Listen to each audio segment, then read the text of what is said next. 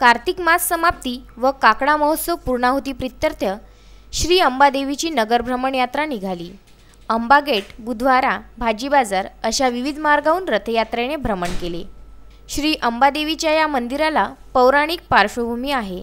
माता रुक्मिणीचे हरण श्रीकृष्णाने याच मंदिरातून केले होते अशी कथा पुराणात आहे। यावेळी आतिषबाजी करण्यात आली। शोभायात्रेमध्ये श्री अंबादेवी, श्री एकविरा देवी व संतांच्या प्रतिमा समाविष्ट होत्या। कुलस्वामिनी अंबाबाईचं दर्शन घेण्यासाठी भाविकांनी मोठ्या प्रमाणात गर्दी केली होती। नगर भ्रमण करून पालखी मंदिरात परतली असता महाआरती करण्यात आली।